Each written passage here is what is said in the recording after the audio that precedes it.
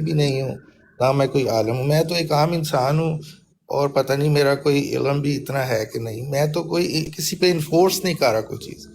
وہ نوید بھائی جو تھے ان کا مجھے اچھا نالج لگا، وہ میرے حساب سے ٹھیک بات کر رہے تھے، انہوں نے بدکاری کی بات کی بیچ میں، ٹھیک ہے، تو وہ میں نے کلیئرٹی کے لیے ان سے پوچھا ہے کہ مجھے زانی عورت کے حوالے سے بتائیں کہ وہ جو واقعی زانی ہے اس کے بارے میں کیا حکم ہے۔ اب یہ پھر وہ مثال جو دے رہی ہیں وہ تو پہلے میں نے خود ہی 2 مثالیں جو یہ انہوں نے دی، وہ میں نے اس سے پہلے ہی وہ میں نے مثالیں وہ دی تھیں، تو میں نے انہیں صرف یہ کہا کہ یہ تو ہم نے ڈسکس کر لیا ہے، یہ اس کو غلط طرف لے گئیں، غصے میں آ گئیں، تو غصے میں آنا تو چاہیے ہی نہیں، بندے کو اپنے کام رکھنی چاہیے۔ یہاں ہم تو دین کو سمجھنے کے لیے آئے ہیں، خدا نہ خواستہ ہمارا کسی کو تنقید کرنے کا مقصد نہیں ہے، ہمارا مقصد تو یہ ہے کہ اللہ اور اس کے رسول کے جو اور صحابہ کرام آگے یا اہل بیت ہیں ان کے جو امام ہیں جو ان کے حوالے سے جو تعلیمات ہیں ہمیں پتہ چلے، تو ہمارا مقصد اس کو سمجھنا ہے، اپنی اوپینین ایگزرٹ کرنا نہیں ہے۔ چلیں یہاں کس پر چیز کو سمجھنا ہے؟ مختصر کریں، مجھے سمجھ ہی کچھ نہیں آئی، کیا جی میں سمجھنا آپ کو چاہ رہے ہیں سمجھاتی آپ؟ ہوں، میں آپ کو سمجھاتی ہوں، ایک سیکنڈ، آپ ذرا چپ کر جائیں، آپ چپ کر جائیں، آپ کی بات سن لی ہے نا۔ شاہ صاحب بات اس طرح سے تھی کہ اب میں یہاں پر آئے تھے نوید صاحب جو تھے، وہ سورت نساء کی جو آیت ہے الرجال قوامون علی النساء، اس آیت کی تشریح کرتے ہوئے جس میں جو ہے کہ والتی تخافو، کہ جب تمہیں اندیشہ ہو اپنی عورتوں سے نافرمانی کا تو کیا بس تم اس کو نصیحت کرو اور یا پھر تم ان سے بستروں سے الگ کر دو، پھر ہے وَضْرِبُوهُنَّ، کہ تم پھر مارو ان کو، اگر وہ تب بھی سمجھتی نہیں ہے تو پھر آپ ان کو مار لو۔ تو اس چیز کے اوپر ہم لوگ بات چیت کر رہے تھے، ان کا موقف وَضْرِبُوهُنَّ سے مارنا تھا، اور میں یہ کہہ رہی تھی کہ مارنے سے مراد جو ہے کہ وضرب کے معنی بیان کرنا بھی ہے، وضرب کا مطلب جو ہے وہ ڈالنا بھی ہے، وضرب کا معنی جو ہے وہ مارنا بھی ہے، وضرب کا مطلب جو ہے نکلنا بھی ہے، کہ دور نکل جانا، سیر و تفریح کے لیے نکلنا، کہ ضربت علیہم الذلۃ، پھر یہ کہ ضرب اللہ امثال، کہ اللہ تعالیٰ بیان فرماتے ہیں مثالیں۔ تو میں نے کہا کہ ڈیفرنٹ معنی ہے، اب جو جس کے فہم میں آئے، لیکن میں یہاں سے مارنا مراد اس طرح سے نہیں لیتی کہ کعب بن مالک کی حدیث میں نے پیش کی، اور اس کے بعد حضرت محمد مصطفیٰ صلی اللہ علیہ وسلم اور حضرت عائشہ صدیقہ کے واقعہ کو بھی میں نے کوڈ کیا جب انہوں نے حضرت عمر ابو بکر صدیق کی طرف ان کو بھیج دیا تھا۔ اس پہ ہماری جب بات ختم ہو گئی، وہ چلے گئے، بات ختم ہو گئی، تو وہ بار بار یہ بات کہنے لگے کہ جی وہ عورتوں کو دیکھیں، ان کو مارنا، ان کا گناہ دیکھیں، وہ بدکاری کی عورتیں۔ میں نے کہا کہ یہ بدکاری عورتوں کے لیے نہیں ہے، یہ ان عورتوں کے لیے جو نافرمانی کر لیتی ہیں، کوئی چیز جو ہے وہ نہیں مانتی، تو بدکار عورتوں کے لیے سورت نور میں ڈیفرنٹ احکام ہے۔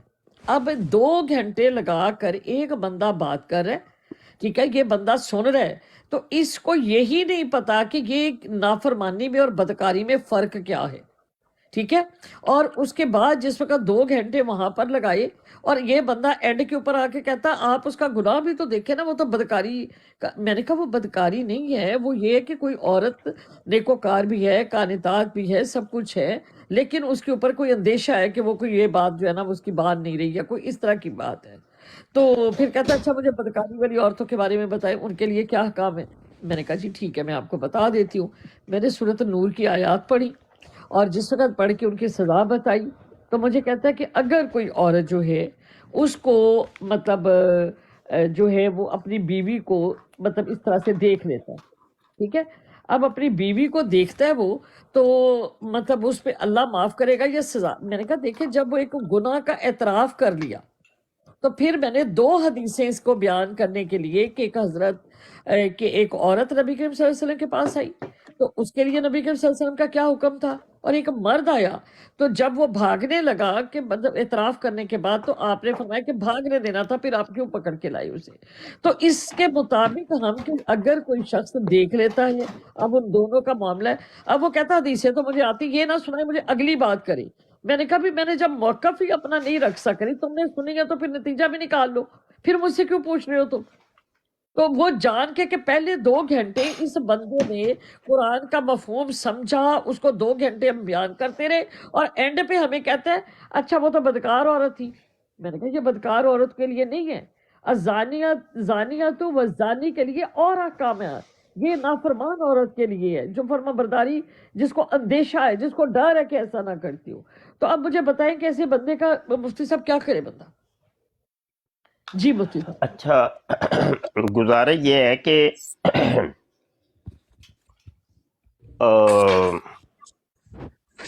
پہلی بات تو یہ ہے کہ جب پھر اوپن میڈیا کے اوپر یہ بھائی استغفر اللہ صاحب مائک میوٹ کریے گا۔ پہلی بات تو یہ ہے کہ جب پھر اوپن میڈیا پر آپ لوگ نکلتے ہیں، چاہے وہ کوئی بھی ہو، مرد ہے یا عورت ہے، تو پھر ہر قسم کے ری ایکشن کے لیے تیار رہیں، کبھی بھی کچھ بھی آپ کو ری ایکشن ہو سکتا ہے۔ پہلی بات تو یہ ہے۔ دوسری بات یہ ہے کہ دیکھیے قرآن حکیم کا اپنا ایک مزاج ہے، ہر کوئی اس کی ٹرانسلیشن نہیں کر سکتا، اور آگے سے وہ ایک طرف قرآن پاک کو رکھ لے، دوسری طرف لغت رکھ لے، اور عربی کے الفاظ کے خود ہی ترجمے تلاش کر کر کے تو وہ پھر ایک پیراگرافی کا ایک ترجمہ کر لے، تو اور کہے کہ دیکھو جی میں نے یہ ترجمہ کیا ہے، اور پھر حوالہ بھی لغت کا دے کہ دیکھو جی فلاں لغت میں میں نے اس کا ترجمہ اس لفظ کا یہ پڑھا ہے۔ تو یہ شریعت کا مزاج نہیں ہے، شریعت کا مزاج کچھ اور ہے۔ اس کی ایک موٹی سی میں آپ کو مثال دیتا ہوں کہ دیکھیے عربوں کو کے پاس یہ قرآن پاک نازل ہوا ہے، عربوں میں نازل ہوا ہے، حضور علیہ الصلوۃ والسلام بھی عربی، اور جو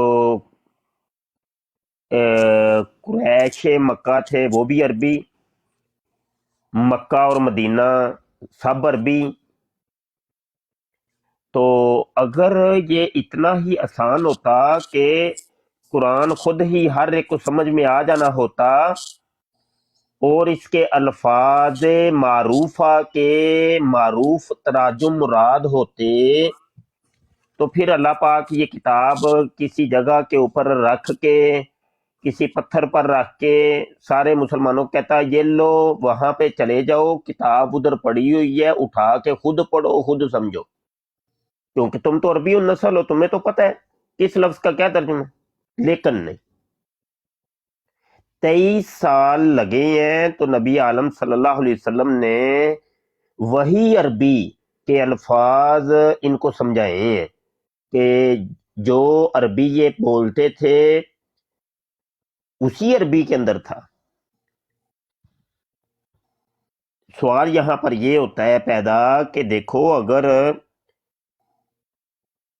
یہ وہی عربی ہوتی جو وہ عام روٹین کے اندر بولتے تھے، تو پھر تو ان کو سمجھ آ جانی چاہیے تھی اسی ٹائم، بغیر حضور علیہ السلام کے سمجھائے۔ لیکن نہیں، یہاں سے ایک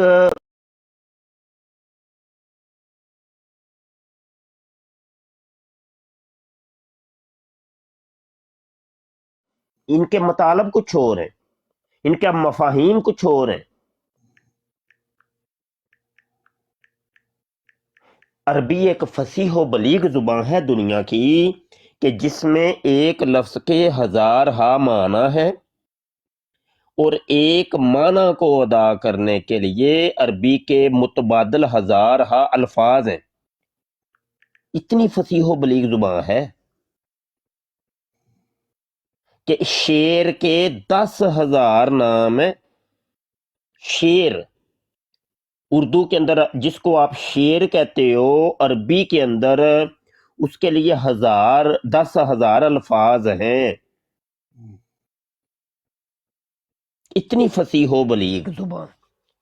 تو بھائی یہ تو کوئی طریقہ نہیں ہے، دیکھو جی میں نے وہ نا یہ ترجمہ میں نے مراد لیا ہے، یہاں میں والا سوال نہیں ہے۔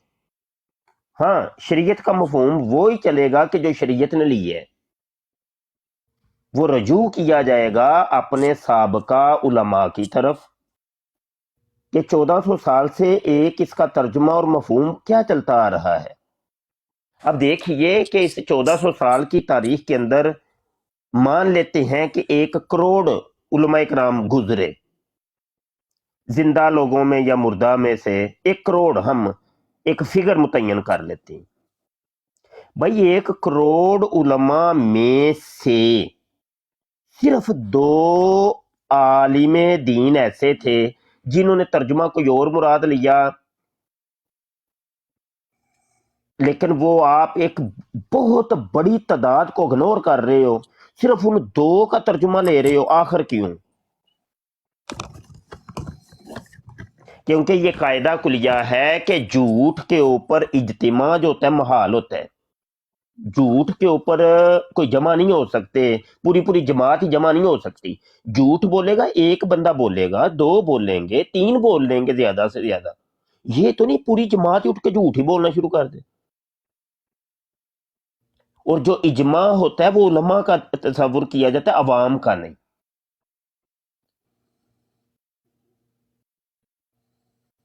تو پہلی بات تو یہ کلیئر کر لیں۔ اب یہ ہے کہ یہ جو ترجمے ہم اپنی زبانوں کے اندر کرتے ہیں، چاہے اردو ہو، انگلش ہو، فارسی ہو، ہندی ہو، کسی بھی زبان میں، پنجابی میں کر لیں، تو یہ ترجمے جو ہوتے ہیں نا، یہ ہوتے ہیں ہماری اپنی رائے ہوتی ہے، انسان کی رائے ہوتی ہے، وہ ٹھیک بھی ہو سکتی ہے، وہ غلط بھی ہو سکتی ہے، وہ کوئی نص قطعی نہیں ہے، کوئی وہ آپ یہ نہیں کہہ سکتے جو میں نے کر دیا نا ترجمہ، اب بھائی یہ ہے یہ نہیں کہہ سکتا کوئی بھی، کسی کو اتھارٹی نہیں ہے۔ قرآن تو عربی میں ہی ہے نا، وہ عربی میں رہنا ہے، وہ تو نہیں بدلنا۔ ہاں ترجمے بدلتے رہو، وہ ہر بندے کی اپنی اپنی رائے ہے کہ میری رائے میں ترجمہ یہ، میری رائے میں ترجمہ یہ، میری رائے میں ترجمہ یہ، لیکن یہ رائے دینے کا بھی اختیار عوام کو نہیں ہے، علماء کو ہے۔ ہمارے ہاں پورے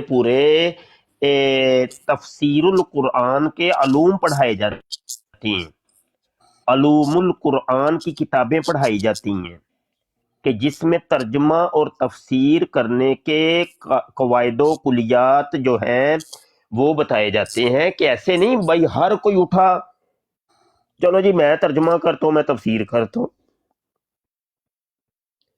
وہ مرزا جونیئر جیل میں ہی ہے، وہ بیچارہ لگا ہوتا ہے بیٹھ کے، لو جی آؤ جی میں تمہیں بتاتا ہوں ترجمہ تفسیر۔ یقین ماننے ان لوگوں کو بٹھا لیں سامنے، ایک قاعدہ کلی، صرف ایک، زیادہ نہیں، وہ بتا گئے آپ کو، تو مجھے بتائیے کہ بھائی کس قاعدے کلیے کے تحت تو نے یہ ترجمہ کیا، بتا دے ذرا۔ وہ تمام قواعد و کلیات لکھے ہوئے ہیں کتب میں، بھائی تو نے کیسے کر دیا؟ کہنے لگا وہ فلاں بابے نے کیا ہے نا، میں نے فلاں بابے کا ترجمہ پڑھ کے سنایا، تو بھائی پھر تو سارا کریڈٹ تو بابے کو گیا نا، تجھے تو نہ گیا، تیرا پھر بیچ میں کیا کمال ہوا؟ تو نے چوری یہ کی کہ اس بابے کا نام سکپ کر دیا۔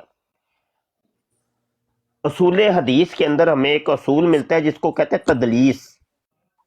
تدلیس اس کو کہتے ہیں کہ ایک حدیث ہے، ایک راوی نے وہ اپنے باپ سے سنی تھی، اور اس کے باپ نے اپنے باپ سے سنی تھی، یعنی اس کے دادا سے وہ حدیث پہنچی ہے۔ اب اس نے کیا کیا؟ اس نے اپنے باپ کو بیچ میں سے نکال کے کہا کہ میں نے اپنے دادا سے یہ چیز سنی۔ مفتی صاحب میں ایک بات کہنا چاہتی ہوں اگر آپ اجازت دیں۔ مجھے تھوڑا سا ٹائم دے دیں، پھر نا آپ کر لیجئے آپ گا۔ کی اسی بات کے بارے میں ایک بات بتانا چاہتی ہوں میں۔ جی وہ جو انجینئر صاحب ہیں ان کی اپنی ویب سائٹ پہ جائیں تو سب سے نیچے انہی بابے کا نام ہے جن سے انہوں نے خود پڑھا ہے، جی جن ایسے کی آپ ذکر کر رہے ہیں۔ ہی، جی ایسے ہی۔ تو گزارش یہ ہے کہ دیکھیے بات کیا چل رہی تھی؟ ان کی ماننے کی کہ جو شریعت میں جو کچھ ہے اس کو مطلب ماننا پڑتا ہے کہ کس طرح سے احکام جو ہے علماء نے پہلے کتنوں کا اتفاق ہے ایک چیز کے اوپر. وہ نہ دیکھا نا بیچ میں آیا تو سارا آپ ادھر ہی بتا رہے تھے کہ باپ سے ہٹا کر دادے کا نام لکھ دیا. ہاں تدلیس تو تدلیس یہ ہوتی ہے کہ جس کے ذریعے سے تم تک وہ چیز پہنچی اس ذریعے کو بیچ میں سے ہٹا دو. تو محدثین کہتے ہیں اس ایسی حدیث کو ہم نہیں لیں گے، ایسے بندے کو ہم نہیں لیں گے، ایسے بندے سے ہم روایت نہیں کریں گے، یہ بندہ مدلس ہے، یہ تدلیس کرنے والا ہے، اس کی حدیث ناقص ہوتی ہے.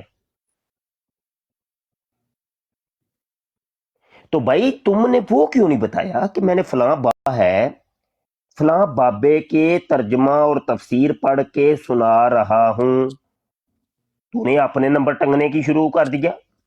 اچھا تم نے ٹھیک ہے اپنے نمبر ٹنگنے ہیں تو ٹنگو، لیکن چل ادھر آ پھر میدان میں نکل، تو ہمیں قاعدے کو لیے بتا کس قاعدے کو لیے کے تحت یہ ترجمہ اور تفسیر ہوئی ہے. کیا بتا سکتے ہیں یہ لوگ؟ نہیں بتا سکتے. یہ بڑی بڑی باتیں کریں گے، بڑی بڑی باتیں کریں گے، وہ قرآن کا ترجمہ یہ تفسیر یہ تو یہ فلاں والی بات یہ. او بھائی نماز 5 ٹائم فرض ہے میاں، آجا تو مجھے بتا ذرا شروع سے لے کے آخر تک، چل مجھے بتا ذرا نماز سمجھا ذرا. اب قرآن حدیث سے بات ہوگی، ادھر باہر نہ جائیو، ہر چیز کو قرآن حدیث سے ثابت کرنا ہے. نماز سے پہلے 6 شرائط ہیں، وہ بھی قرآن حدیث سے ثابت کر. چل طہارت ہے، ستر عورت ہے، استقبال قبلہ ہے، وقت ہے، نیت ہے، تکبیر تحریم ہے، چل کر ثابت. ہر چیز سمجھا مجھے. نماز کے لیے کھڑا ہونا ہے، قبلے کی طرف منہ کرنا ہے، قرآن حدیث سے ثابت کرنے. ہاتھ اٹھانے ہیں، کانوں کی لو کے نیچے لگانے ہیں، اور یا مطلب کندھوں کے برابر اٹھانے ہیں، قرآن حدیث سے ثابت کر. چل سبحانک اللہ پڑھنی ہے، ثنا پڑھنی ہے، بسم اللہ پڑھنی ہے، تعوذ پڑھنا ہے، بسم اللہ پڑھنی ہے، چل قرآن حدیث سے ثابت کر. الحمد شریف پڑھنی ہے، آمین کہنا ہے، اونچا کہنا ہے، چھپ کے کہنا ہے، سری کہنا ہے، جہری کہنا ہے، چل قرآن حدیث سے ثابت کر. ہر چیز. رکوع کرنا ہے، رکوع کے جھکنے کا جو انداز ہے، گھٹنوں کو پکڑنا ہے، یہ سب قرآن حدیث سے ثابت کر. یہاں تک کہ سلام پھیرنے تک کہ تمام چیزیں اب تو قرآن حدیث سے ثابت کرے گا، چونکہ دین تو خود بنا رہا ہے نا بیٹھ کے. تو اگر اتنا عالم فاضل ہے تو چل نہ کر پیش کر. ادھر پھر ٹاما ٹوئیاں ادھر ادھر نکلے گا. نہیں وہ میں نے وہ فلاں عالم کو دیکھا تھا، فلاں کو سنا تھا. تو پہلے ہی کہہ دے بھائی فلاں علماء کی یہ باتیں ہیں، تو اپنا بیچ میں کیوں بن رہا ہے؟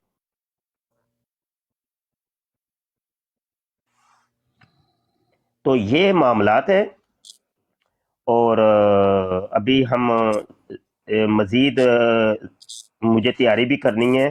جمعہ شریف ہم نے پڑھنا ہے حضور غوث پاک کے در انور پر، تو 10 بجے ہمیں جانے کا آرڈر ہوا ہے کہ 10 بجے تک تیار ہو کے نیچے آ جائیں. تو ابھی میرے پاس 20 منٹ ہیں، تو میں نے ابھی تیاری کرنی ہے، تو مجھے اجازت دے دیجیے. اور جی دیکھیں یہاں پر تو دونوں طرح کے ترجمے ہوئے نا، مارنے کا بھی کیا ہے، اور دونوں طرح سے مطلب مجددین سے یہ بات ثابت ہے نا کہ دو وہ ایسا ہے کہ دیکھیے ترجمہ وہی چلے گا جو شریعت کا ہے. صلات کا لغوی ترجمہ ہے دعا کرنا، کوشش کرنا، توجہ کرنا، آگے بڑھنا، بڑے تراجم میں. تو کوئی بندہ اٹھ کے کوشش کر لے تو وہ کہے میں نے لغت کے اندر دیکھا ہے. کوئی بندہ دعا کر لے ہاتھ 5 ٹائم اٹھا کے، لیکن وہ تو پھر تواتر سے بھی ثابت ہوتا ہے نا. تواتر کو بھی دیکھنا ہوگا کہ تواتر کے ساتھ کیسے چل رہا ہے، پھر تواتر بعد کی قرائن چیز کے ہے. ساتھ یا کرینہ کیسے آ رہا ہے لفظوں کے ساتھ، کرینے کو بھی مطلب دیکھنا ہوگا. تواتر بعد میں جس کو اجماع کہتے ہیں، وہ اجماع ہے نا. وہ 4 چیزیں ہیں نا، قرآن ہے، دوسرے نمبر پہ حدیث ہے، تیسرے نمبر پہ اجماع ہے، چوتھے نمبر پہ قیاس ہے. مفتی صاحب لیکن یہ پوچھنا چاہتے ہیں کہ زارا بقا یہاں پہ مطلب مارنا ہے، عورت کو سرزش کرنا ہے. جی مارنا، جی میں عرض کرتا ہوں. جی عرض کر جی مختصر اس عرض کی کر دیتا تفصیل آپ تھوڑی سی ہمیں پلیز جی بتائیں. میں مختصر عرض کر دیتا ہوں. اس کے اوپر علماء کرام کے مختلف رائے ہے کہ یہاں پر دارابا سے مراد کیا ہے. ایک کثیر علماء کرام اسی طرف گئے ہیں کہ اس دارابا کا مراد دارابا ہی ہے، یعنی مارنا. اب وہ مارنے کی ڈیٹیل کے پیچھے گئے تو احادیث ملتی ہیں کہ عورت کو جب مارنے کی ضرورت آئے تو پھر مسواک سے مارو، ٹھیک ہے، ہاتھ کی ضرب سے نہیں، یا کسی ایسی چیز سے نہیں کہ اس کو بہت زیادہ تکلیف ہو. وہ بس تھوڑا سا اس کو سمجھانے کے لیے، عورت تو چیز ایسی ہے کہ اس کو تھوڑا سا دبکا بھی مارو گے نا تم تو وہ اگر سمجھدار عورت ہو یا مطلب تو وہ سمجھ جاتی ہے، فوری سمجھ جاتی ہے. تو یہ تو ایسی نازک صنف نازک ہے نا، تو بس مارنے سے مراد یہ نہیں کہ بھائی لو لوہان ہی کر دو، ہاں جی اس کو، تو یہ وہ دارابا سے مراد نہیں ہے. ٹھیک ہے جی، واللہ عالم و رسولہ. جتنا میرے علم میں تھا میں نے عرض کر دیا ہے، یہ غلط بھی ہو سکتا ہے، صحیح بھی ہو سکتا ہے. اچھا مجھے اجازت دے دیں جی. السلام علیکم جی بہت ورحمۃ شکریہ. اللہ وبرکاتہ. ہماری دعاؤں میں یاد رکھیے گا مفتی صاحب. انشاءاللہ بہت انشاءاللہ جی. السلام انشاءاللہ.